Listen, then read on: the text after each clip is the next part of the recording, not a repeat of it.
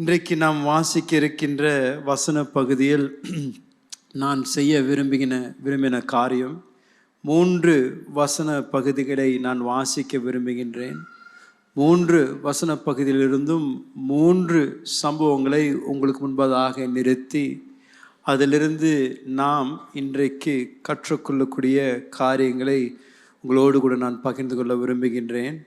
ஆகையால் முதலாவதாக 23வது அதிகாரம் லூக்கா 26வது வசனத்திலிருந்து 31வது வசனம் வரைக்கும் நாம் வாசிக்க கேட்போம். அவர்கள் இயேசுவை கொண்டு போகிற போது நாட்டிலிருந்து வருகிற சீரேனே ஊரானாகிய சீமோன் என்கிற ஒருவனை பிடித்து சிலுவையை அவர் பின்னே சுமந்து கொண்டு வரும்படி அதை அவன் மேலே வைத்தார்கள். திரள் கூட்டமான ஜனங்கள் அவருக்காக புலம்பி அழுகிற ஸ்திரீகளும் அவருக்கு பின் சென்றார்கள். இயேசு அவர் முகமாய் திரும்பி, எருசலேமின் குமாரத்திகளே, நீங்கள் எனக்காக அழாமல் உங்களுக்காகவும் உங்கள் பிள்ளைகளுக்காகவும் அழுங்கள். இதோ மலடிகள் பாக்கியவதிகள் என்றும் பிள்ளை பெறாத கற்பங்களும் பால் கொடாத முளைகளும் பாக்கியமுள்ளவைகள் என்றும் சொல்லப்படும் நாட்கள் வரும். அப்பொழுது மலைகளை நோக்கி எங்கள் மேல் விழுங்கள் என்றும் குன்றுகளை நோக்கி எங்களை மறைத்து கொள்ளுங்கள் என்றும் சொல்லத் தொடங்குவார்கள். பச்சை மரத்துக்கு இவைகள் செய்யப்பட்டால் பட்ட மரத்துக்கு என்ன செய்ய மாட்டார்கள் என்றார். கர்த்தருடைய நாமத்திற்கு மகிமை உண்டாவதாக. தேவன் எதை செய்தாலும் அது ஒரு நோக்கத்தோடு கூட தம்முடைய சித்தத்தை நிறைவேற்றும்படியாக பிதாவாகிய தேவன் செய்கின்றார் என்பதை நாம் வேத வசனத்தில் நாம் பார்க்கின்றோம். இயேசு சிலுவை மரத்தில் தன்னுடைய ஜீவனை ஒப்பு கொடுக்கின்ற காலம் கட்டத்தை கூட ஆண்டவர் ஏற்கனவே நியமித்து வைத்திருந்தார். இயேசு கல்வாரி சிலுவைக்கு போகின்ற அந்த நாட்கள் இஸ்ரவேல் தேசத்தில் விசேஷமான நாட்களாக இருந்தது. ஒவ்வொரு வருடமும் இஸ்ரவேல் தேசத்தில் இந்த பஸ்கா பண்டிகையை கொண்டாடுகின்ற நாட்கள். இந்த நாட்கள் இயேசு சிலுவைக்கு அவர் போகின்ற அந்த நாட்கள் இஸ்ரவேல் தேசம் பஸ்கா பண்டிகையை கொண்டாடி கொண்டிருந்த நாட்களாக இருந்தது. பஸ்கா பண்டிகை எதற்காக கொண்டாடப்பட்டதென்றால், எகிப்திலிருந்து தேவன் இஸ்ரவேல் ஜனங்களை அவருடைய பலத்த கரத்தினால் விடுவித்ததை, அதுவும் முக்கியமாக இந்த கடைசி ராத்திரியில் எகிப்தில் உள்ள எல்லா முதல் பேரான குமாரர்களை அந்த தேவதூதர் அழிப்பதற்காக அனுப்பப்பட்டார். ஆனால் இஸ்ரவேல் ஜனங்களுக்கும் குடும்பங்களுக்கும் தேவன் கொடுத்திருந்த ஆலோசனை, வீட்டின் வாசலில் இரத்தத்தை பூசி அந்த தேவதூதன் அவர்கள் வீட்டிற்குள் பிரவேசிக்காமல் இருப்பதற்கு இரத்தம் அந்த வாசலில் பூசப்படுவது ஒரு அடையாளமாக இருக்கும்படியாக தேவன் நியமித்திருந்தார். ஆகையால் தான் அந்த பஸ்கா பண்டிகை அந்த தேவனுடைய விடுதலையை குறித்து, அதுவும் முக்கியமாக அடிக்கப்பட்ட அந்த ஆட்டுக்குட்டி குறித்தும் இஸ்ரவேல் ஜனங்கள் அந்த நாட்கள் நினைவு கூர்ந்தார்கள். இது ஒரு மிக முக்கியமான ஒரு பண்டிகையாக இருந்தது. இஸ்ரவேல் ஜனங்கள் உலகத்திலிருந்து எல்லா கோணங்களிலிருந்தும் எருசலேமிற்கு அந்த நாட்களில் வந்து எருசலேமில் தங்கி இருந்து இந்த பண்டிகையை கொண்டாடுகின்ற நாட்களாக இருந்தது. ஆகையால் தான் லூக்கா ஆண்டவராகிய இயேசு சிலுவையை சுமந்து கொண்டு போகும் பொழுது திரளான ஜனக்கூட்டத்தை குறித்து அவர் எழுதுகின்றார்.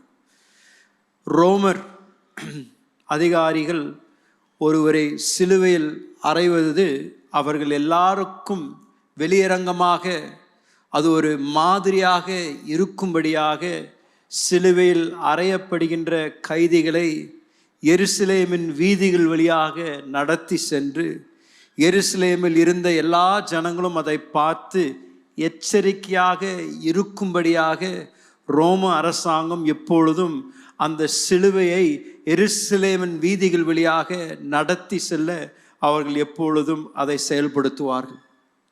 ஆண்டவராகிய இயேசு கூட அவர் கல்வாரி சிலுவைக்கு மலைக்கு நேராக போவதற்கு முன்பதாக எருசலேம் ஆலயத்திலிருந்து பிலாத்து ஜனங்களுடைய சித்தத்திற்கு இயேசுவை ஒப்பு கொடுத்த பின்பதாக வாரினால் 39 முறை அவரை அடித்த பின்பதாக இயேசு எருசலேம் பட்டணத்திலிருந்து மையத்திலிருந்து பட்டணத்திற்கு வெளியே உள்ள கொல்கதா என்ற மலையை நோக்கி சிலுவையை சுமந்து கொண்டு கடந்து சென்றார். அன்றைக்கு அவர் சிலுவையை சுமந்து கொண்டு போகும் பொழுது ஒரு திரள் கூட்டம் அன்றைக்கு எருசலேமில் வெறும் பஸ்கா பண்டிகைக்கு மாத்திரம் கூடியிருந்திருக்காது, இயேசுவை குறித்து எல்லாரும் கேள்விப்பட்டிருப்பார்கள். இயேசு எருசலேமுக்குள் அவர் சவாரி செய்து வந்த பொழுது ஓசன்னா என்று பாடின கூட்டத்தார் நிச்சயம் கேள்விப்பட்டிருப்பார்கள். இயேசுவை எப்படி விசாரித்தார்கள், இயேசுவை எப்படி நியாயம் தீர்த்தார்கள் என்று கேட்டு எல்லாரும் இந்த இயேசு சிலுவையில் மரிக்க போகின்ற இயேசுவை பார்க்கும்படியாக எல்லாரும் கூடியிருப்பார்கள். ஆகையால் தான் நாம் வேதவசனத்தில் வாசிக்கும் பொழுது கூட 2 சீஷர்கள் எம்மா ஊருக்கு நோக்கி கடந்து சென்று கொண்ட பொழுது இயேசு உயிரோடு எழுந்த பின்பதாகவும் இயேசு அவர்களோடு கூட நடந்து கொண்டிருந்த பொழுது எதுவும் தெரியாதது போல இயேசு அவர்களிடத்தில் தோற்றம் அளித்த பொழுது அந்த 2 சீஷர்கள் இயேசுவை பார்த்து கேட்ட கேள்வி, எருசலேமிலேயே எல்லாருக்கும் அறிந்திருக்கின்ற காரியம் உங்களுக்கு அறியலையே என்று இயேசுவை பார்த்து கேட்டார்கள். அப்படின்னா எருசலேம் பட்டணமே இயேசுவின் மரணத்தை குறித்து பேசி கொண்டிருந்ததாம். பொழுது யோசித்து பாருங்க, ஆண்டவராகிய இயேசுவை அந்த பட்டணத்திற்கு வெளியே கொண்டு போக முயற்சி செய்த பொழுது திரள் கூட்டம் ஜனங்கள் நின்று வேடிக்கை பார்த்து கொண்டிருப்பார்கள். அது மாத்திரமல்ல, தேவன் எதை செய்தாலும் ஒரு நோக்கத்தோடு ஒரு திட்டத்தோடு தான் தேவன் செய்கின்றார். பழைய ஏற்பாட்டில் பஸ்கா பண்டிகை கொண்டாடும் பொழுது முக்கியமாக இந்த பாவ நிவாரண நாள் என்று ஒரு முக்கியமான ஒரு நாள் இருந்தது. அந்த நாள் அன்று என்ன செய்யப்படும் என்றால், இஸ்ரவேல் ஜனங்கள் எல்லாரும் ஒன்றாக கூடி தங்களுடைய பாவங்களை அறிக்கை பண்ண பின்பதாக பிரதான ஆசாரியர் ஒரு ஆட்டை முன்பதாக ஜனத்திற்கு முன்பதாக கொண்டு வந்து நிறுத்தி அந்த ஆட்டின் மேல் தன்னுடைய கரத்தை வைத்து ஜனங்களுடைய பாவத்தை அறிக்கை செய்து அந்த ஆட்டின் மேல் சுமப்பாராம். அந்த ஆட்டின் மேல் அவர் கரத்தை வைத்து பாவங்களை அவர் அறிக்கை செய்த பின்பதாக அந்த ஆட்டை ஆலயத்திலிருந்து அவர்கள் இழுத்து கொண்டு போய் வனாந்திரத்தில் விட்டு விடுவார்களாம். இந்த வனாந்திரத்தில் விட்டுவிட்ட பின்பதாக அந்த ஆடு வனாந்திரத்தில் திரிந்து மரித்து போகும். ஆனால் அந்த ஆட்டின் தலையில் கையை வைத்து அந்த பாவத்தை அறிக்கை செய்வதற்கு எதற்கு அடையாளம் என்றால், அந்த ஆடு பாவங்களை சுமக்கின்றது என்பதற்கு அடையாளம். ஆகையால் இயேசுவும் அன்றைக்கு ரோம ராஜ்யத்தில் தேவ வார்த்தைகளை அவர்கள் அறியாமல் இருந்தாலும் அவர்கள் தேவனுடைய வார்த்தையை அன்றைக்கு நிறைவேற்றி கொண்டிருந்தார்கள். இயேசு இந்த பட்டண மையத்திலிருந்து கொல்கதா மலைக்கு அவரை எடுத்து சென்று கொண்டிருந்த பொழுது அவர்தான் அன்றைக்கு பஸ்கா ஆட்டுக்குட்டியாக இருந்தார். பாவத்தை சுமந்த ஒரு ஆட்டுக்குட்டியாக அவரை வனாந்தரத்திற்கு நேராக எடுத்து கொண்டு போய் கொண்டிருந்தார்கள். இஸ்ரவேல் தேசத்தில் அந்த ஆட்டை அந்த ஜனங்கள் மத்தியிலிருந்து வனாந்தரத்திற்கு அனுப்புவதற்கு என்ன அடையாளம் என்றால், தேவ பிரசனத்திலிருந்து இருள் நிறைந்த இடத்திற்கு அதை அனுப்புவதற்கு அடையாளம், தேவ பிரசனத்தை விட்டு அனுப்புவதற்கு ஒரு அடையாளமாக இருந்தது. ஆகையால் அன்றைக்கும் இயேசு ஒரு மாதிரியாக அந்த பஸ்கா ஆட்டுக்குட்டியாக உலகத்தின் பாவத்தை சுமந்து கொண்டு ரோம ராஜ்யத்திற்கு தெரியவில்லை. ஆனால் இயேசு தீர்க்க தரிசனங்களை அன்றைக்கு நிறைவேற்றி கொண்டிருந்தார். இயேசுவை குறித்து உரைக்கப்பட்ட கிட்டத்தட்ட 300க்கு மேலான தீர்க்க தரிசனங்களை இயேசு பூமியில் வாழ்ந்த பொழுது நிறைவேற்றினார். அன்றைக்கும் சாகும் நாளிலும் இயேசு அன்றைக்கும் அந்த பஸ்கா ஆட்டுக்குட்டியாக இருந்து தீர்க்க தரிசனங்களை நிறைவேற்றின ஒரு தேவ மனிதனாயிருந்தார். இதுதாங்க நம்மளுடைய தேவன், தீர்க்க தரிசனங்களை நிறைவேற்றுகின்ற தேவன்.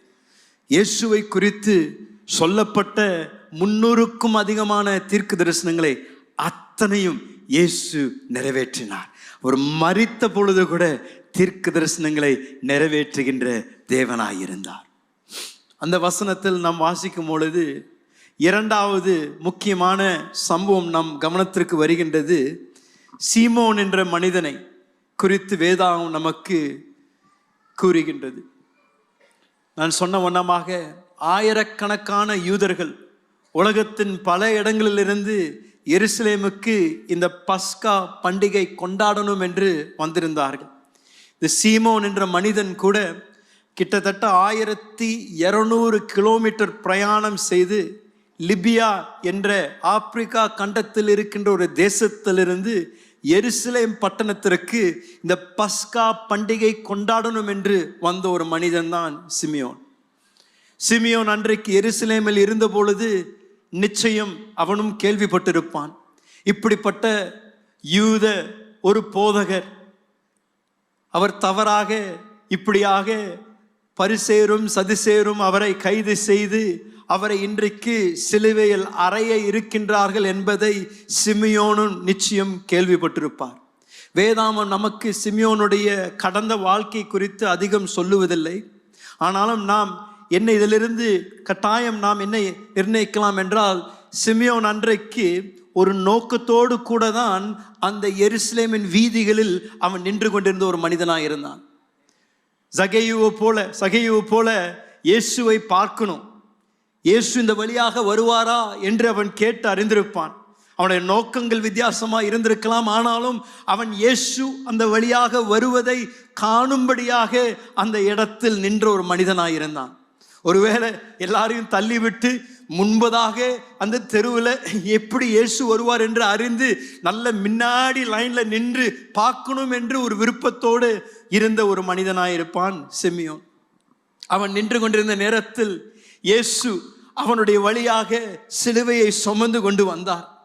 இயேசு அந்த சிலுவையை சுமந்து கொண்டு வரும் பொழுது, சிமியோன் அருகே இயேசு வந்த பொழுது, அவர் 39 முறை வாரினால் அடிக்கப்பட்ட இயேசு மிக பலவீனமாக மனித ரூபத்தை இழந்து அந்த இடத்தில் இயேசு அந்த சிலுவையை சுமக்க முடியாமல் அந்த இடத்தில் தடுமாறின பொழுது, அந்த ரோம போர் சேவன் இயேசுவை கொல்கதா மலைக்கு கொண்டு போக பொறுப்பாக இருந்த ரோம போர் சேவன் இயேசு இந்த சிலுவையை சுமக்க முடியாமல் தடுமாறுவதை பார்த்து, அவன் கட்டாயம் இயேசுவினால் அந்த கொல்கதா மலைக்கு இந்த சிலுவையை சுமக்க முடியாது என்று உடனடியாக அங்கே இருந்த ஜனங்கள் மத்தியில் யாராவது ஒருவனை இந்த சிலுவையை சுமக்கும்படியாக அவன் தேடினான்.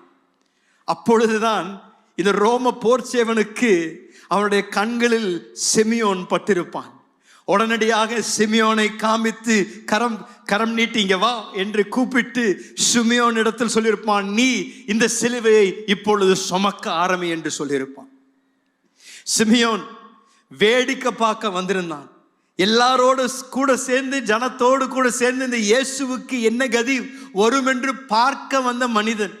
அவன் எந்த விதத்திலும் விருப்பத்தினாலேயோ அல்ல, அவன் எந்த விதத்திலும் இயேசுவுக்கு உதவி செய்யணும் என்று முன் வந்த மனிதன் அல்லங்க. அவன் எந்த விதத்திலும் கையை உயர்த்தி ரோம போர் சேவரிடத்தில், ஐயா நான் உதவி செய்ய விரும்புகிறேன் என்று கேட்கல. இயேசு பாடுபடுவதை பார்த்து விட்டு, ஐயோ நான் ஏதோ ஒன்று செய்யணும் என்று முன் வந்த மனிதன் அல்ல. அவன் சும்மா நின்று வேடிக்கை பார்த்து கொண்டிருந்தான். அந்த மனிதனை ரோம போர் சேவன் இங்க வா என்று சொன்ன பொழுது, எந்த ஒரு மனிதனும் ரோம போர் சேவன் செய் என்று சொன்னால் அது மறுப்பு தெரிவிக்க முடியாது. உடனடியாக கட்டாயத்தினாலும் நிபந்தனையினாலும் இந்த சிமியோன் என்ற மனிதன் இயேசுவின் சிலுவையை சுமந்து, இயேசு அவனுக்கு முன்பதாக நடக்கின்றார், இவன் இயேசுவுக்கு பின்பதாக சிலுவையை சுமந்து கொண்டு எருசலேமின் வீதியில் நடக்க ஆரம்பிக்கின்றான். என்ன ஒரு படக்காட்சிங்க! இன்றைக்கும் நீங்களும் நானும் அப்படிப்பட்ட ஒரு வாழ்க்கை வாழும்படியாக தேவன் நம்மை அழைத்திருக்கின்றார். இந்த இயேசுவின் சிலுவையை சுமந்து இயேசுவை பின்பற்றும்படியாக தேவன் உங்களையும் என்னையும் அழைக்கின்றார். அதான் இயேசு சொன்னார், ஒருவன் என்னை பின்பற்றும் என்றால் அவன் சிலுவையை எடுத்து தன்னை வெறுத்து விட்டு என்னை பின்பற்றுவானாக. இயேசு சொன்ன வார்த்தை அன்றைக்கு சிமியோன் அன்றைக்கு நிறைவேற்றி கொண்டிருந்தான். ஆனால் அவனுடைய தீர்மானத்தினால் அல்ல, நிபந்தனையினாலும் கட்டாயத்தினாலும் பண்ணினான். ஆனால் நான் சொல்லுவேன், பரலோகத்தின் தேவன் இயற்கையில் ஒருவேளை இயற்கை ரீதியில் தற்செயலாக நடந்த ஒரு சம்பவத்தை போல தோன்றினாலும், பரலோகத்தின் தேவன் எல்லாவற்றையும் ஒரு நோக்கத்தோடு செய்யக்கூடிய தேவனாக இருக்கின்றார். அன்றைக்கு பிதாவாகிய தேவன் பரலோகத்திலிருந்து தம்முடைய ஒரே பேரான குமாரன் பட்ட பாடுகளை பார்த்து கொண்டிருந்திருப்பார். 39 முறை இயேசுவை வாரினால அடித்த பொழுது பிதாவை பார்த்து கொண்டிருந்திருப்பாருங்க. அதற்கு பின்பதாக இயேசுவின் மேல் சிலுவையை வைத்து அந்த சிலுவையை சுமக்கும்படியாக இயேசுவுக்கு அந்த பொறுப்பை கொடுத்த பொழுது பிதாவாகிய தேவன் பார்த்து கொண்டிருந்திருப்பார். இயேசு அந்த எருசலேமின் வீதிகளில் சிலுவையை தூக்கி சுமந்து கொண்டு போடும் பொழுது, அவர் தள்ளாடின பொழுது பிதாவாகிய தேவனுடைய இருதயம் நிச்சயம் உடைக்கப்பட்டிருக்கும். ஏன்னா இன்னும் சில நிமிடங்களில் அவர் உலகத்திற்கு முன்பதாக இயேசு சிலுவையில் அறையப்பட்டு பிதாவாகிய தேவன் அவருடைய கோபத்தை தம்முடைய ஒரே பேரான குமாரன் மேலே ஊற்றும்படியாக ஆயத்தப்பட்டு கொண்டிருந்தார். உங்களுக்காக எனக்காக பிதாவாகிய தேவன் தம்முடைய ஒரே பேரான குமாரனை தந்து அவர் மேல் உலகத்தின் பாவத்தை சுமக்க தேவன் ஆயத்தமாய் கொண்டிருக்க நேரத்தில் இயேசு எருசலேமின் வீதிகளில் சிலுவையை சுமந்து கொண்டு தள்ளாடின பொழுது பிதாவோடு இருதயம் துடித்திருக்கும். அப்பொழுதுதான் பிதாவாகியதை நான் சொல்றேன், உலகத்தின் தோற்றத்திற்கு முன்பதாகவே சிமியோன் என்ற ஒரு மனிதனை தேவன் ஆயத்தப்படுத்தி ஒரு நேரம் வரும், ஒரு வேளை வரும், என்னுடைய மகன் சிலுவை சுமந்து கொண்டு எருசலேமில் நடந்து கொண்டிருக்கும் பொழுது அவன் தள்ளாடுவான். அந்த நேரத்திற்காகவே சிமியோன் என்ற மனிதனை தேவன் ஆயத்தப்படுத்தி வைத்திருந்தார். அப்பொழுது இயேசு தள்ளாடின பொழுது ஆண்டவர் நியமித்து வைத்திருந்த சிமியோனை முன்பதாக வர வைத்து அவனை சிலுவை சுமக்கும்படியாக அந்த ரோம போர் செய்வன் அந்த பொறுப்பை தருகின்றார். ஏனென்றால் தேவனுடைய வார்த்தை சொல்லுகின்றது, யோவான் 15:16, நீ என்னை தெரிந்து கொள்ளவில்லை, நான் உன்னை தெரிந்து கொண்டேன். இதுதாங்க நம்முடைய தேவனுடைய வெளியேற பெற்ற ஒரு அற்புத ஒரு காரியம். தேவன் ஏற்கனவே இந்த சிமியோன் என்ற ஒரு மனிதனை தெரிந்து கொண்டு வைத்திருந்தார். சிமியோனுக்கு இதை குறித்து ஒன்றும் புரிந்திருக்காது. அவன் அந்த சிலுவையை சுமந்த பொழுது அதனுடைய மிகப்பெரிய ஒரு பொறுப்பை அவன் அறியாமல் இருந்தான். ஆனால் அந்த சிலுவை அவன் தோளின் மேல் போட்டுவிட்டு இயேசுவுக்கு முன்பதாக நடக்க ஆரம்பிக்கும் பொழுது ஏதோ ஒன்று அவனுடைய வாழ்க்கையில நடக்க ஆரம்பித்ததுங்க. இயேசுவுக்கு பின்பதாக நடந்து கொல்கதா மலைக்கு அவன் போன பொழுது இயேசு சிலுவை மரத்தில் அடிக்கப்பட்டதை அவன் பார்த்திருப்பான். இயேசுவின் வார்த்தைகள் அவனுடைய காதில் தொனித்திருக்கும். அன்றைக்கு சிமியோன் சிலுவை அண்டை நின்ற பொழுது அவனுடைய வாழ்க்கை இயேசுவிடத்தில் ஒப்பு கொடுத்து அன்றோடு கூட அவன் இயேசுவின் ஒரு சீசனாய் மாறினான் என்று நாம் வேதத்தில் பார்க்கின்றோம். உலகத்தில் பல வேத பண்டிதர்கள் அவருடைய சரித்திரத்திலும் எழுதுகின்றார்கள், இந்த சிமியோன் என்ற மனிதன் இயேசுவின் சிலுவையை சுமந்த பின்பதாக அவன் ஒரு இயேசுவின் சீஷனாய் மாறினான். மார்க்கு சிமியோனை பற்றி எழுதும் பொழுது அவர் சொல்லுகின்றார், அலெக்சாண்டருக்கும் ரூஃபஸுக்கும் தகப்பனாகிய சிமியோன் என்று எழுதுகின்றார். இதே சிமியோனுடைய 2 குமாரர்களை குறித்து தான், ரூஃபஸ் என்ற குமாரனை குறித்து தான் பவுல் அவருடைய நிருபத்தில் ரோமர் 16:13 வசனத்தில் அவர் ரூஃபஸ் என்ற இந்த மனிதனை பாராட்டுகின்றான். யாருங்க? சிமியோனுடைய 2வது மகன். ஆதி சபையின் சரித்திரம் சொல்லுகின்றது, சிமியோன் அன்றைக்கு சிலுவையை சுமந்த பின்பதாக அவன் இயேசுவின் சீஷராய் மாறி அந்தியோக்கியா சபையில் ஒரு தலைவராக எழும்பி தேவனுக்காக அவன் ஊழியம் செய்து அந்தியோக்கியா சபையிலிருந்து எகிப்து தேசத்திற்கு அனுப்பப்பட்டு எகிப்தில் போய் சுவிசேஷத்தை பிரசங்கித்து இயேசுவுக்காக இரத்த சாட்சியாக மரித்த மனிதன் தான் சிமியோன் என்ற மனிதன். அன்றைக்கு அவன் சும்மா வேடிக்கை பார்க்க வந்திருந்தான். ஆனால் தேவன் அவனுக்கு ஒரு நோக்கத்தை வைத்திருந்தார். சிமியோனை கட்டாயம் அவன் இயேசுவின் சீஷராய் மாறின பின்பதாக அந்த சாட்சியை பகிர்ந்து கொண்டிருப்பான். என்ன ஒரு பாக்கியங்க, என்ன ஒரு ஸ்லாக்கியம்! உலகத்தின் இரட்சகருடைய சிலுவையை சுமக்கக்கூடிய அந்த பாக்கியத்தை சிமியோன் என்ற மனிதனுக்கு தேவன் தந்திருந்தார். சிமியோன் அந்த சிலுவையை சுமந்த நிமித்தம் அவன் இருந்த வண்ணமாக இல்லை. அதற்கு பின்பதாக அவனுடைய வாழ்க்கை தேவன் தலைகீழாய் மாற்றி சுவிசேஷத்தை சுமந்து கொண்டு போகின்ற ஒரு மனிதனாய் தேவன் அவரை மாற்றினார். இதிலிருந்து நான் என்ன சொல்ல வரேன்னா, சிலுவை அண்டை வருகின்ற எந்த மனிதனும், இயேசுவோடு கூட சந்திக்கின்ற எந்த மனிதனும் இருந்த வண்ணமாக இருக்க முடியாதுங்க. அவர்களை மாற்ற அவருக்கு வல்லமை உண்டு. சிமியோனை மாற்றின அதே தேவன் உங்களுடைய வாழ்க்கையும் என்னுடைய வாழ்க்கையும் மாற்ற அவர் வல்லமை உள்ளவராயிருக்கின்றார். 3வது சம்பவம் நாம் பார்க்கக்கூடியது, அங்கே எருசலேமின் குமாரத்திகளை குறித்து லூக்கா எழுதுகின்றார். இயேசு இந்த சிலுவையை சுமந்து கொண்டு எருசலேமின் வீதிகளில் அவர் நடந்த பொழுது திரள் கூட்டத்தார் இதை பார்த்து கொண்டிருந்தார்கள். ஆனால் இந்த ஸ்திரீமார்கள் மிக வேதனையோடு கூட, மிக ஒரு இரக்கத்தோடு கூட இயேசு படுகின்ற பாடுகளை பார்த்து கண்ணீர் வடித்து கொண்டிருந்தார்கள். இயேசு அவர்களை பார்த்து சொன்ன வார்த்தைகள் தான் சற்று ஆச்சரியமாக இருக்கின்றது. ஏன்னா அவர்கள் இயேசுவுக்காக கண்ணீர் வடித்து கொண்டிருந்தார்கள். ஆனால் இயேசு அவர்களை பார்த்து, எனக்காக நீங்கள் கண்ணீர் வடிக்காதீர்கள், எனக்காக நீங்கள் அழுகாதீங்க, ஆனால் உங்களுடைய பிள்ளைகளுக்காகவும் வரப்போகின்ற சந்ததிக்காகவும் நீங்கள் அழுங்கள் என்று இயேசு அங்கே அவர்களை பார்த்து சொல்லுகின்றார். ஏன் அப்படிப்பட்ட ஒரு வார்த்தைகளை ஆண்டவர் சொல்றார்? இயேசு சொன்ன வார்த்தைகளுக்கு மிக முக்கியம் உண்டு. அன்றைக்கு இயேசு இந்த எருசலேமின் ஸ்திரீகளிடத்தில் பேசின பொழுது தீர்க்க தரிசனமான வார்த்தைகளை பேசிக் கொண்டிருந்தார். ஏனென்றால் இஸ்ரவேல் ஜனங்கள் பிலாத்திற்கு முன்பதாக நின்ற பொழுது பிலாத்து இயேசு ஒரு குற்றமும் செய்யவில்லை என்று சொன்ன பொழுது அவர்கள் எல்லாரும் கோஷமிட்டு, இவரை சிலுவையில் அறையுங்கள் என்று பிலாத்திடத்தில் கேட்டுக்கொண்டார்கள். பிலாத்த பொழுது ஜனங்களை பார்த்து சொன்னார், அப்பனா எனக்கும் இதுக்கும் எந்த சம்பந்தம் இல்லை என்று கையை கழுவினார். அப்பொழுது இந்த ஜனங்கள் எல்லாம் கோஷமிட்டு, இவருடைய ரத்தம் எங்கள் மேலும் எங்களுடைய பிள்ளைகள் மேலும் இருப்பதாக என்று அவர்கள் சத்தத்தை உயர்த்தி சொன்னார்கள். என்ன வார்த்தைகள், என்ன ஒரு பயங்கரமான வார்த்தைகளை அவர்கள் பேசியிருந்தார்கள். அதை குறித்து தான் இயேசு இந்த குமாரத்திகளிடத்தில் சொன்னார், எனக்காக அழாதீர்கள், வரப்போகின்ற நாட்கள் கொடூரமான நாட்கள். ஏன்னா மனித குமாரனை நீங்கள் சாவுக்கு ஒப்பு கொடுத்த ஒரு சந்ததியாக இருக்கின்றபடியால் நீங்கள் எச்சரிக்கையாயிருங்கள் என்று இயேசு சொன்ன வார்த்தைகள். இயேசு சிலுவையில் மரித்த பின்பதாக 100 ஆண்டுகள் கடந்து செல்வதற்கு முன்பதாக அந்த சந்ததி, இயேசுவை சிலுவை மரணத்திற்கு ஒப்பு கொடுத்த அந்த சந்ததி மிக கொடூரமான உபத்திரத்தை சந்தித்த ஒரு சந்ததியாக இருந்தது. சரித்திரத்தில் நீங்கள் வாசித்து பார்க்கலாம். அந்த நாட்களில் அந்த வாழ்ந்திருந்த அந்த இஸ்ரவேல் சந்ததி கிட்டத்தட்ட 11 லட்சம் ஜனங்கள், இஸ்ரவேல் ஜனங்கள் மரித்தார்கள். மிக கொடூரமான மரணத்தை சந்தித்தார்கள். ஏன்? அவர்கள் இயேசுவை, மேசியாவை மரணத்திற்கு ஒப்பு கொடுத்து அவருடைய ரத்தம் எங்கள் மேலும் எங்களுடைய பிள்ளைகள் மேலும் இருப்பதாக என்று சொன்ன வார்த்தைகள் நிமித்தம். இன்றைக்கு இயேசு அந்த எருசலேமின் குமாரத்திக்கு சொன்ன வார்த்தைகள் நம்மளுடைய காதிலும் துணிப்பது அவசியங்க.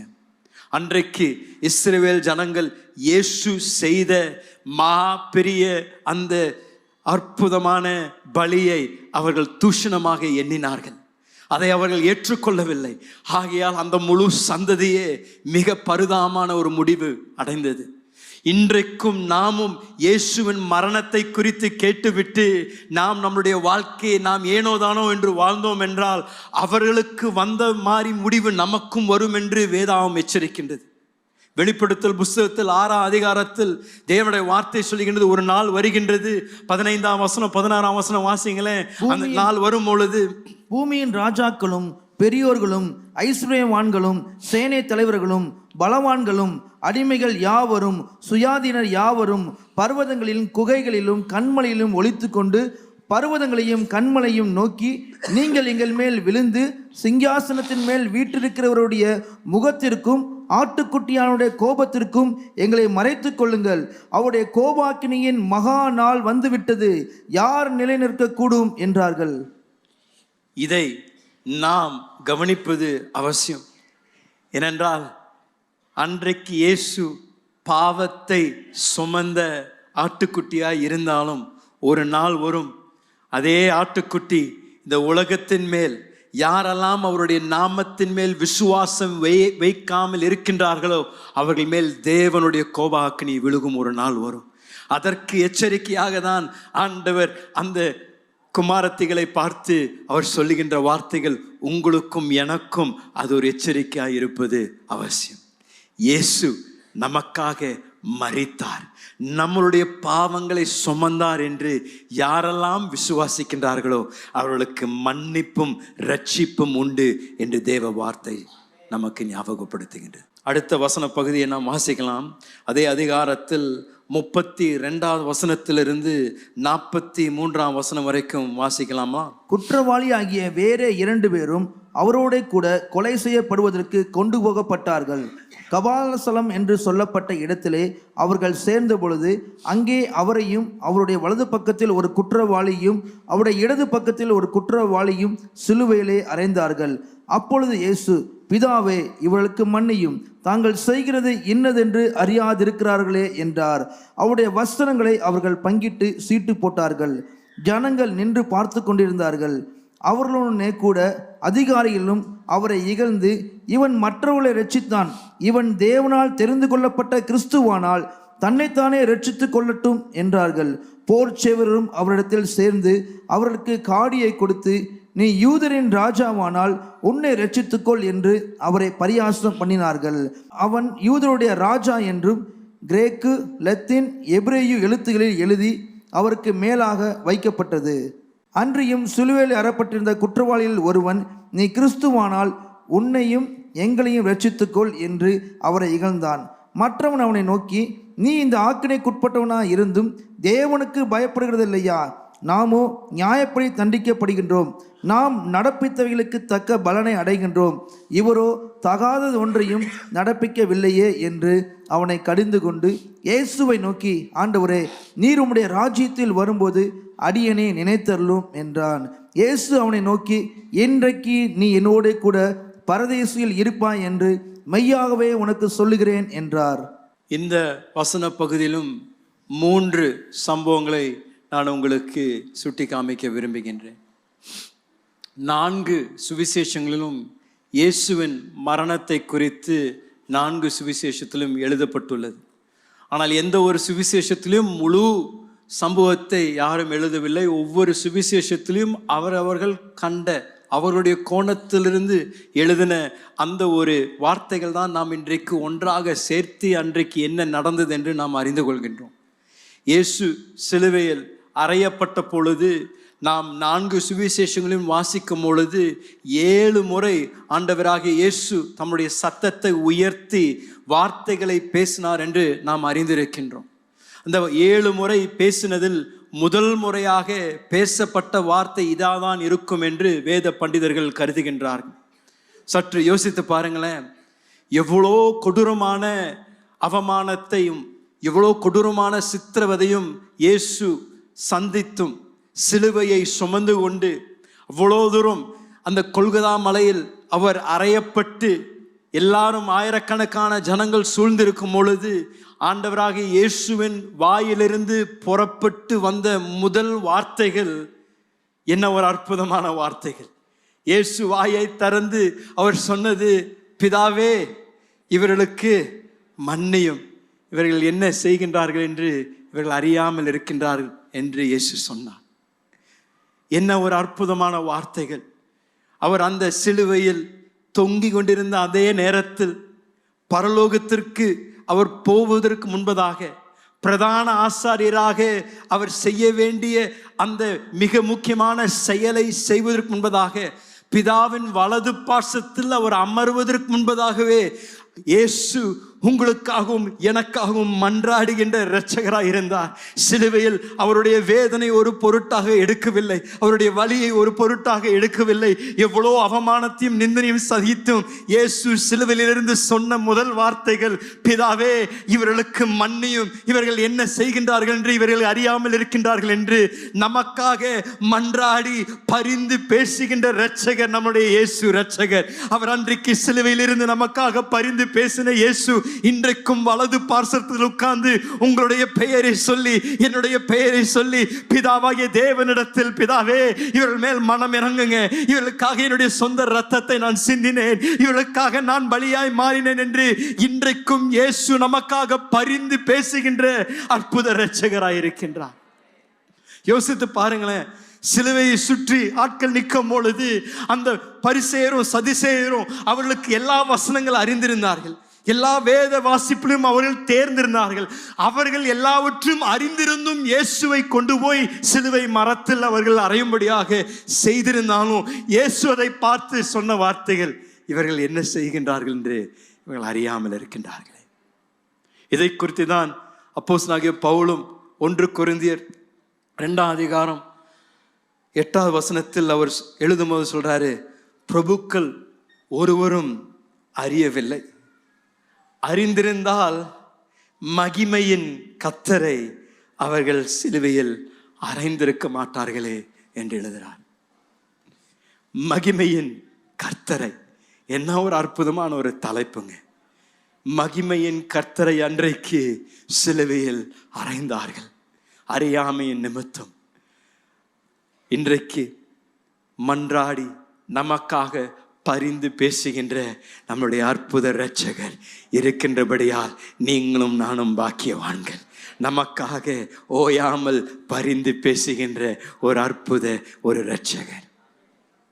இரண்டாவது சம்பவத்தை நாம் அங்கே பார்க்கின்றது, இயேசு இப்படிப்பட்ட வார்த்தைகளை சிலுவையிலிருந்து அவர் உரைத்திருந்தாலும் கூடி வந்திருந்த ஜனங்கள் ஒரு காதில் அதை கேட்டுவிட்டு மறு காதில் அதை விட்டு விட்டார்கள். எந்த விதத்திலும் ஆண்டவர் சொன்ன வார்த்தைகள் அவர்களை பாதிக்கவில்லை. அங்கே சுற்றி வந்திருந்த ஜனக்கூட்டத்தார் 3 வகையான ஜனக்கூட்டத்தார் இருந்தார்கள் என்று நாம் பார்க்கின்றோம். ஒரு ஜனக்கூட்டத்தார் இந்த மதம் சார்ந்தப்பட்ட ஜனக்கூட்டத்தார், இவர்கள் தான் தலைவர்கள். இவர்கள் தான் சித்தம் வைத்து இயேசுவை எப்படியாவது கொல்லணும் என்று பிரயாசப்பட்டு அவரை எப்படியாவது சிலுவையில் அறைய வைக்கணும் என்று அவர்கள் பிரயாசம் மாத்திரம் படல, அவர்கள் நினைத்ததை அவர்கள் சாதித்தார்கள்.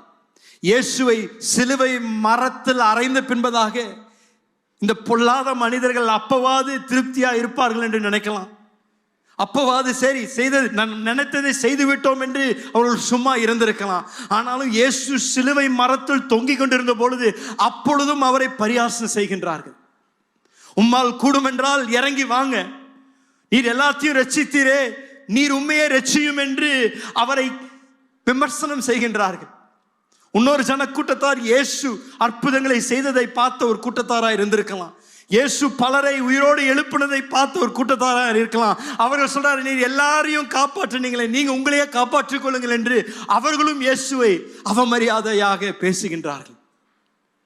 ரோம போர்ச்சேவர்கள் அவர்களும் இதை பார்த்து விட்டு அவர்களும் பையை திறந்து, யூதருக்கு ராஜா என்று நீர் சொல்றீரே, இறங்கி வாங்க, சிலுவையில் இருந்து இறங்கி வாங்க என்று சுற்றிலும் இருந்த ஜனக்கூட்டத்தார் இயேசுவை தரக்குறைவாக அவமானமாக பேசி அவர் கேலி செய்து பரியாசம் பண்ணி கொண்டிருந்தார்கள். இத்தனையும் கேட்டு கொண்டிருந்த இயேசு என்ன செய்தாருங்க? ஒன்றும் செய்யல. சிலுவையில் அவர் தொங்கிக் கொண்டிருந்த நேரத்தில் இப்படிப்பட்ட மக்களுக்காக தான் இயேசு தம்முடைய ஜீவனை தந்தார். ஆனால் அவர்களோ அவரை அவமரியாதை செய்து அவர்கள் சபித்து பேசி கொண்டிருந்தார்கள். என்னோடு கூட கொஞ்சம் சிந்திச்சு பாருங்களேன். இயேசு அன்றைக்கு சிலுவையில் தொங்கிக் கொண்டிருந்த பொழுது அவருக்கு முன்பதாக திரளான ஒரு ஜனக்கூட்டம் இருந்தது. அவர்கள் எல்லாரும் இயேசுவை பார்த்து கொண்டிருந்தார்கள், இயேசுடைய பாடுகளை பார்த்து கொண்டிருந்தார்கள். ஆனால் அவர்கள் பார்க்காத ஒரு காரியம் ஆவிக்குரிய மண்டலத்தில் ஒன்று நடந்து கொண்டிருந்தது. அங்கே வானத்தில் எண்ணிக்கைக்கு அடங்காத தேவதூதர்கள் வானத்தில் இருந்து பூமியில் பார்த்து கொண்டிருந்திருப்பார்கள். கட்டாயம், நிச்சயம். அந்த தேவதூதர்கள் உருவின பட்டயத்தோடு கூட தங்களுடைய ஒரே பேராகிய பிதாவாகிய தேவனுடைய ஒரே பேரான குமாரன் அங்கே தொங்கிக் கொண்டிருக்கின்றாரே என்று அத்தனை பரலோகத்தின் சேனையும் வேதனையோடு பார்த்து கொண்டிருக்கும். இயேசு நினைத்திருந்தார்னா ஒரு வார்த்தை சொல்லியிருந்தா போதும், ஒரு தேவதூதனை பார்த்து இறங்கடா, இவங்களை வந்து கவனிடான்னு சொல்லியிருந்தா, ஒரு தேவதூதனை வைத்து அங்க இருந்த அத்தனை பேரும் அவங்க இல்லாமல் போகும்படியாக அந்த தேவதூதன் செய்திருக்கலாமே. பழைய ஏற்பாட்டில் நம்ம வாசிக்கும் பொழுது ஒரு தேவதூதன் வந்து 2 லட்சம் பேர் ஒரு ராத்திரியில அவங்களை அழித்து விடுகிறான் என்று வாசிக்கிறோமே. இப்பொழுது தேவகுமாரன் அங்கே சிலுவையில் அவர் தொங்கிக் கொண்டிருக்கும் பொழுது ஏங்க பரலோகத்தில் இருக்கின்ற சேனை ஏன் அவருக்கு உதவி செய்ய வரவில்லை? சேனையை விட்டுருங்க, தொங்கிக் கொண்டிருந்த அந்த மனிதன் சாதாரண மனிதன் இல்லை, அவர் தேவகுமாரன். அப்படி என்றால் அவர் முற்றிலும் மனிதனாயிருந்தாலும் அவர் முற்றிலும் தேவனாயிருந்தார். மனித ரீதியில அவருக்கு பலன் இல்லாமல் இருந்தாலும் அவருக்குள் தெய்வீக சுவாபம் இருந்தது, தெய்வீகம் அவருக்குள் இருந்தது, தெய்வீக வல்லமை இருந்தது. அவர் வார்த்தையால் பூமி சிருஷ்டிக்கப்பட்டது, அவருடைய வார்த்தையால் மரித்தோர் உயிரோடு எழுந்தார். அவர் ஒரு வார்த்தை சொல்லியிருந்தா போதும், அங்கே முன்பதாக நின்றிருந்த அத்தனை பேரும் ஒரே நிமிடத்தில் எல்லாரும் காலியா இருந்திருப்பார். ஒரு வார்த்தை சொல்லவில்லை. அவருடைய தெய்வீக வல்லமை இருந்தாலும் அதை அவர் பயன்படுத்தாமல், இதுதான் பவுல் எழுதுகின்றார்.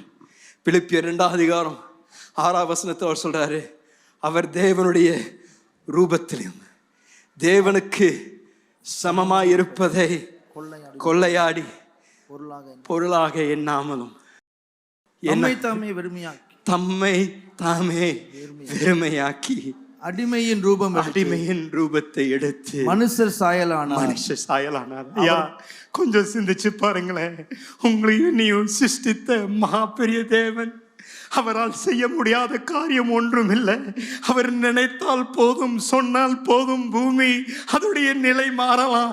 ஆனால் அன்றைக்கு சிலுவையில் தொங்கிக் கொண்டிருந்த பொழுது உங்களுக்காக எனக்காக நம்மளுடைய பாவங்களை சுமந்து கொண்டிருந்த இரட்சகராய் இருந்தபடியால் அவர் எதுவும் சொல்லாமல் அடிக்கப்பட்ட ஆட்டுக்குட்டியாக அன்றைக்கு நம்மளுடைய விடுதலைக்காக நம்முடைய சாபம் மாறும்படியாக இயேசு அன்றைக்கு பலியாக மாறினார்.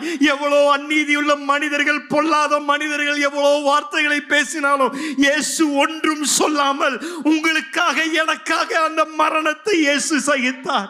அப்படிப்பட்ட ஒரு இரட்சகர் இந்த பூமியில யாரும் கண்டதில்லைங்க, இனியும் காணவும் முடியாது. நம்மளுடைய இயேசுவை போல அற்புதமானவர், அன்பு நிறைந்தவர், நம்மை நேசிக்கின்ற ஒரு தேவன் ஒருவரும் இல்லைங்க. சிலுவை மரத்தில் தொங்கிக் கொண்டிருந்த பொழுது, அவரை அறியாமல் இருந்த பொழுது அவர் நமக்காக பலியாய் மாறினார். நாம் ஏதோ தகுதியான பின்பதாக, நாம் அவரை ஏற்றுக்கொள்கின்ற ஒரு ஸ்தானத்துக்கு வந்த பின்பதாக அவர் நமக்காக மரிக்கல. நம் பாவத்தில் மூழ்கி இருந்த பொழுது, அவரை நாம் பரியாசம் பண்ணி கொண்டிருந்த பொழுது, அவரை நாம் அவமரியாதையாக நடத்தி கொண்டிருந்த பொழுது, இயேசு நம்முடைய பாவங்களுக்காக சிலுவை மரத்தில் தொங்கினார். உங்களையும் என்னையும் விடுதலையாக்கும்படியாக அன்றைக்கு இயேசு ஒரு வார்த்தையும் சொல்லாமல் எல்லாவற்றையும் சகித்துக் கொண்டிருந்தார். அங்கு மூன்றாவது இன்னொரு சம்பவம் எழுதப்பட்டுள்ளது. இவ்வளவு பேர் அவரை தவறாக பேசினாலும் அந்த ஒரு கைதி, அந்த திருடன், சிலுவையில் இயேசுவுக்கு பக்கம் இருந்தவன் இயேசுவை பார்த்து இந்த வார்த்தைகளை சொல்லுகிறான். 40ஆம் வசனம் வாசிங்களேன். மற்றவன் அவனை நோக்கி, நீ இந்த ஆக்கினைக்குட்பட்டவனா இருந்தும் தேவனுக்கு பயப்படுகிறது இல்லையா? நாமோ நியாயப்படி தண்டிக்கப்படுகின்றோம், நாம் நடப்பித்தவைகளுக்கு தக்க பலனை அடைகின்றோம், இவரோ தகாதது ஒன்றையும் நடப்பிக்கவில்லையே என்று அவனை கடிந்து கொண்டு. என்ன வார்த்தைகளை பயன்படுத்தி சொல்றான்? உனக்கு தேவ பயம் இல்லையா? நமக்கு நேரிடுகின்றது நாம் செய்த தவறுகள் நிமித்தம். ஆனால் இவர் ஒரு குற்றம் கூட செய்யாமல் நீதி உள்ள இந்த மனிதன் சிலுவையில் தொங்கிக் கொண்டிருக்கின்றாரே என்று பிலாத்து இயேசுவை பார்த்து எப்படி ஒரு நீதிமான் என்று அவன் அறிந்து கொண்டானோ, அன்றைக்கு சிலுவையில் தொங்கிக் கொண்டிருந்த அந்த கள்ளன் இயேசுவை பார்த்து, ஐயா, நாங்கள்லாம் பாவி, எங்களுக்கெல்லாம் இது ஏற்படணும் தான், நான் நியாயமாக இந்த சிலுவையில் அறையப்படணும் தான், ஆனால் நீங்கள் இங்கே தொங்கக்கூடாது, நீங்கள் இந்த இடத்துல இருக்கணும்னு அவசியம் இல்லை, ஆனாலும் நீங்கள் இங்கே இருக்கின்றீர்களே என்று இயேசுவை அறிக்கை செய்து இயேசுவிடத்தில் ஒரு கேள்வி கேட்கிறான். நீங்கள் உங்கள் ராஜ்யத்திற்குள் பிரவேசிக்கும் பொழுது என்னை நீங்கள் நினைத்து கொள்ளுங்கள் என்று கேட்கிறான். அப்படி நான் சொல்றான். இன்னொரு வார்த்தையில் சொல்லணும்னா, நீங்க ராஜா என்று நான் அறிந்திருக்கின்றேன், உமக்கு ஒரு ராஜ்யம் இருக்கின்றேன் என்று நான் அறிந்திருக்கின்றேன், நான் அதை அறிக்கை செய்கின்றேன். ஆகையால் நீங்கள் இந்த பூமியை விட்டு உங்களுடைய ராஜ்யத்திற்கு நீங்கள் கடந்து செல்லும் பொழுது என்னையும் நினைவு கூறுங்கள் என்று அவனுடைய கோரிக்கையை அங்கே இயேசுவின் பாதத்தில் வைக்கிறான். நான் நினைக்கிறேன், இயேசு அவனுடைய கோரிக்கையை கேட்ட பொழுது கட்டாயம் அவருடைய இருதயம் பூரித்திருக்கும். அவனை பார்த்து இயேசு சொல்றாரு, ஏன்பா, நீ இன்றைக்கு என்னோடு கூட இந்த புதிய ராஜ்யத்தில் என்னோடு கூட இருப்ப. அப்படின்றார். என்ன ஒரு அற்புதமான வார்த்தை! இன்னும் 1000 வருடங்கள் கழித்தல்ல, இல்லை ரொம்ப நாள் கழித்தல்ல, இப்பொழுது, இன்றைக்கு, இப்போ இன்னும் சில நிமிடங்களில் என்னுடைய ஜீவனை நான் ஒப்பு கொடுக்க போறேன். என்னுடைய ஜீவனை ஒப்பு கொடுத்த பிறகு என்னுடைய சரீரம் ஒரு கல்லறையில் போடப்படும். ஆனால் நானும் நீயும் அந்த பரதேசிக்குள் ஒன்றாக இன்றைக்கு நாம் பிரவேசிப்போம் என்று இயேசு அந்த தகுதியற்ற அந்த திருடனை பார்த்து அன்றைக்கு மன்னிப்பை கொடுத்து அவனை ஒரு நீதிமானாய் மாற்றினார். சிலுவையில் தொங்கின இயேசு அப்பொழுதும் ரட்சிக்கின்ற இரட்சகராயிருந்தார். கடைசியாக இந்த வசன பகுதியை வாசித்து நாம் ஜெபிப்போம். அதே அதிகாரத்தில் 44வது வசனத்திலிருந்து 49வது வசனம் வரைக்கும் வாசிக்கலாங்களா? அப்பொழுது ஏறக்குறைய 6ஆம் மணி நேரமாய் இருந்தது. 9ஆம் மணி நேரம் வரைக்கும் பூமி எங்கும் அந்தகாரம் உண்டாயிற்று. சூரியன் இருளடைந்தது. தேவாலயத்தின் திரைச்சீலை நடுவில் 2ஆக கிழிந்தது. இயேசு, பிதாவே, உம்முடைய கையில் என் ஆவியை ஒப்புக் கொடுக்கிறேன் என்று மகா சத்தமாய் கூப்பிட்டு சொன்னார். இப்படி சொல்லி ஜீவனை விட்டார். 100க்கு அதிபதி சம்பவித்ததை கண்டு மெய்யாகவே இந்த மனுஷன் நீதிபரனாய் இருக்கின்றான் என்று சொல்லி தேவனை மகிமைப்படுத்தினான். இந்த காட்சியை பார்க்கும்படி கூடியிருந்த ஜனங்கள் எல்லாரும் சம்பவித்ததை பார்த்த பொழுது தங்கள் மார்பிலை அடித்துக்கொண்டு திரும்பி போனார்கள். அவருக்கு அறிமுகமானவர்கள் எல்லாரும் கலிலேயாவில் இருந்து அவருக்கு பின் சென்று வந்த ஸ்திரீகளும் தூரத்தில் நின்று இவளை பார்த்து கொண்டிருந்தார்கள். இந்த வசன பகுதியிலும் நாம் 3 சம்பவங்களை நாம் பார்க்கின்றோம். இயேசு இங்கு சிலுவையில் தொங்கிக் கொண்டிருந்த நேரத்தில், அவரை சுற்றிலும் இப்படிப்பட்ட பரியாசம் செய்து கொண்டிருக்கின்ற நேரத்தில், வெளிச்சம் உண்டாக கடவுது என்று சொன்ன அதே தேவன் இருள் வருவதாக என்று அவர் உரைக்கின்றார். பிதாவாகிய தேவன் அன்றைக்கு வானத்தை அடைத்து, வேதாம் சொல்லுகின்றது, நம்மளுடைய கணக்கு பிரகாரம் இந்த நேரத்தை நாம் கணக்கு போட்டோம் என்றால் சரியாக 12 மணிக்கு நடும் பகலில் வெயில், சூரியன் தன்னுடைய உச்சக்கட்டத்தில் இருக்கின்ற நேரத்தில் சூரியன் தன்னுடைய வெளிச்சத்தை இழந்தது. வானம் மூடப்பட்டது. நான் சொல்லுகின்றது ஏதோ ஒரு இயற்கையான சம்பவத்தை குறித்து நான் பேசிக்கொண்டில்லை. ஏதோ ஒரு மேகம் வந்து கொஞ்சம் இருளானது போல காணப்படலைங்க. ஆண்டவர் அந்த நேரத்தில் இருள் சூழட்டும் என்று சொன்ன பொழுது முழு பூமியும் காரிருளால் நிரப்பப்பட்டது. இருள் என்பது தேவனுடைய நியாய தீர்ப்பிற்கு அது அடையாளமாக இருக்கின்றது. அந்த நேரத்தில் பிதாவாகிய தேவன் தம்முடைய கோபத்தை குமாரனாகிய இயேசு மேல் ஊற்ற ஆரம்பித்தார். மனிதனுடைய பாவத்தை இயேசு அந்த நேரத்தில் சுமக்க ஆரம்பித்தார். இருள் சூழ்ந்த பொழுது அதுவரைக்கும் விமர்சனம் பண்ணி கொண்டிருந்த, பரியாசம் பண்ணி கொண்டிருந்த அத்தனை பேரும் அவருடைய இருதயங்கள் பயத்தினால் நிரப்பப்பட்டது. ஏனென்றால் நடு பகல் நேரத்தில், அது ஏதோ ஒரு 5 நிமிடம் 10 நிமிடம் இல்லைங்க, 3 மணி நேரம் அந்த முழு இடம் இருள் நிறைந்து கார் இருளால் நிரப்பப்பட்டு அவங்களுடைய சொந்த கரத்தை யாரும் பார்க்க முடியாத அளவிற்கு இருள் அந்த இடத்தில் சூழ்ந்த பொழுது அதுவரைக்கும் வாய் பேசி கொண்டிருந்த அத்தனை பேருடைய வாயும் அடைக்கப்பட்டது. அதுவரைக்கும் பரியாசம் பண்ணி கொண்டிருந்த அத்தனை பேருடைய வாயும் அடைக்கப்பட்டது. அந்த நேரத்தில் தேவன் ஏதோ ஒன்றை ஆவிக்குரிய மண்டலத்தில் செய்து கொண்டிருந்தார் என்பதற்கு அடையாளமாக தம்முடைய குமாரன் மேலே தம்முடைய நியாய தீர்ப்பை உங்களுக்காக எனக்காக தேவன் சுமந்தாருங்க. நீங்களும் நானும் நீதிமானா இருக்கும்படியாக பிதாவாகிய தேவன் அன்றைக்கு வானத்தை அடைத்து தம்முடைய குமாரன் மேலே உலகத்தின் பாவத்தை வைத்து அதன் மூலமாக நீங்களும் நானும் விடுதலை பெறணும் என்று தேவன் இந்த அற்புத செயலை செய்தார்.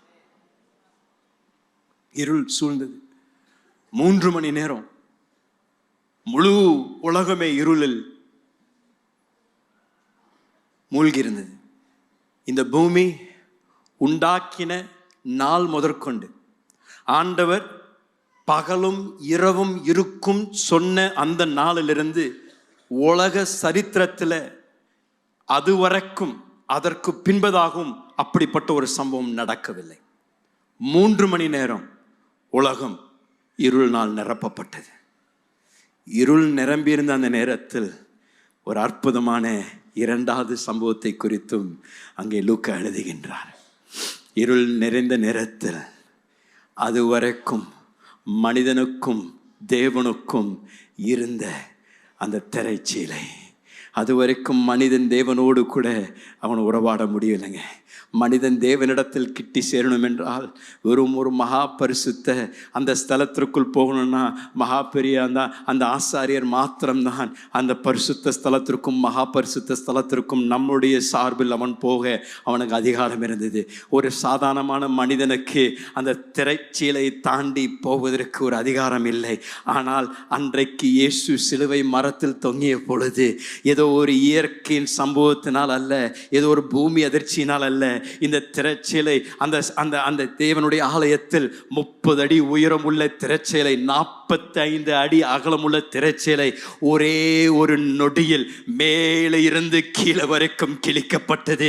ஏனென்றால் ஆண்டவர் சொன்னாரு, இதுவரைக்கும் அடைக்கப்பட்ட வாசலை நான் இன்றைக்கு திறக்கின்றேன். மனிதா, இன்றைக்கு நீ தைரியமாக மகா பரிசுத்த ஸ்தலத்திற்குள் உனக்கு பிரவேசிக்கும்படியாக அந்த பாக்கியத்தையும் ஸ்லாக்கியத்தையும் தருகின்றேன். உன்னுடைய நீதியினால் அல்ல, உன்னுடைய பிரயாசத்தினால் அல்ல, என்னுடைய குமாரன் இயேசு கிறிஸ்து உன்னுடைய பாவத்தை சுமந்த நிமித்தம், அவர் உனக்காக பலியாக மாறின நிமித்தம், அவர் உனக்காக அவர் விலக்கிரயத்தை செலுத்தின நிமித்தம் நீ இப்பொழுது மகா பரிசுத்த ஸ்தலத்திற்குள் தைரியமாக வந்து கரங்களை உயர்த்தி என்னை அப்பா பிதாவே என்று கூப்பிடக்கூடிய புத்திர ஸ்லாக்கியத்தை நான் உனக்கு தருகின்றேன் என்ற அடையாளத்திற்காக தேவன் அன்றைக்கு அந்த சிலையை கிழித்தார்.